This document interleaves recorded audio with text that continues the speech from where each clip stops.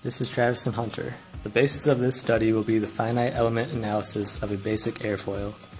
An airfoil is the geometry of a wing, blade, or sail that provides lift. Moving through a fluid, an airfoil produces an aerodynamic force. The force perpendicular to the displaced air's lift. In the case of airplanes and jets, this lift counteracts the weight of the vessel and facilitates flight. The physical geometry of the wing is not only critical to its lifting capabilities, but it is also important that this structure does not fail and is able to support the loads that will be placed on it. To model a small section of a wing with an airfoil cross-section. In order to promote accuracy in modeling, exact XY coordinates were found online for the profile of an airfoil. The text file was modified for compatibility and imported into NX to give the picture displayed. A small scaled-down drawing size is utilized in order to facilitate the use of more 3D elements per unit of volume. This airfoil design includes tight, sharp corners, which are not conducive of three-dimensional elements. The most significant forces will be found towards the center of the cross-section, and the smallest forces will be located at the ends. For these reasons, the cross-section was simplified and the tips were cut off to two 90-degree angles rather than one sharp corner. This is shown in the picture displayed. ANSYS proved to handle this geometry just fine, so the sketch was refined to include more points in the midsection of the foil as shown in the picture. Part of the simplification of the wing was to extrude it so that we were analyzing a section of an infinite wing. By doing this, we didn't have to worry about modeling a tapering shape, and it helped limit some of the applied loads onto the wing.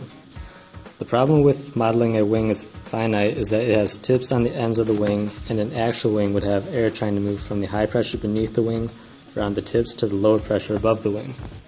This would make a swirling motion in the air, and we would have to include loads for a bending moment.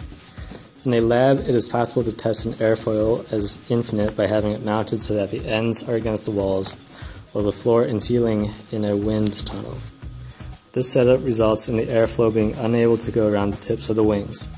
We are able to model our wing as infinite because the planes we are analyzing have long, slender wings, resulting in a high aspect ratio, so that the effect of the swirling around the tips is small enough that we can ignore it.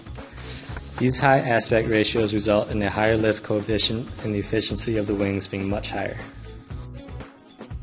After importing our model into ANSYS, we were able to fit a 3D brick tetrahedral mesh into the part because of the block-like simplification of the edges instead of the normal sharp edges. If we left the edges as sharp, it would be difficult for ANSYS to fit the mesh onto the part because it is hard to fit blocks to make a point. Because of the previous simplifications and the fact that the front air resistance and jet propulsion would cancel each other out while cruising, we are able to apply a fixed boundary condition for where the wing attaches to the body of the plane and only apply a lift force across the surface of the wing. Since our part is a scaled model for the wing, we decided to convert the typical force on an airplane wing into a pressure by using the dimensions of a full-size plane and takeoff lift force, and then took the calculated pressure and applied it across the top or bottom surface to generate the reaction from the airplane wing. An actual wing on a jet or airplane is not solid as was originally modeled, it is hollow. This is not empty space. Rather, there is fuel held in this cavity. All the same, fuel does not provide structural support, and therefore the model was altered to include a hollow space. Furthermore, the stress contour generated by ANSYS showed potential for weight reduction in hollowing out the center of the airfoil as there are minimal stresses located there. This new model was imported to ANSYS and meshed in much the same manner as the first solid model was, with the pressure applied to the surface and one side constrained to zero displacement. The maximum von Mises stresses found in the second configuration came in at 99.8% higher than the first configuration for the nodal solution. The elemental solution also showed a significant increase in maximum von Mises stresses at 88.1%. Likewise, the maximum deflection saw an increase of 120.9% from the first configuration to the second. As seen in the stress contour plots, the maximum stress locations shown by the red areas have magnified from the first model to the second model, but they have not moved. They are still at the top and bottom of the wing in the middle of the airfoil cross-section.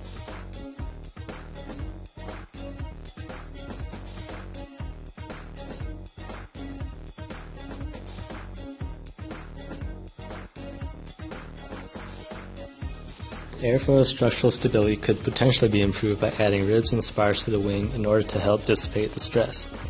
Another potential next step would be to increase the wall thickness in the wing and hopefully decrease the maximum stress. Are there any questions?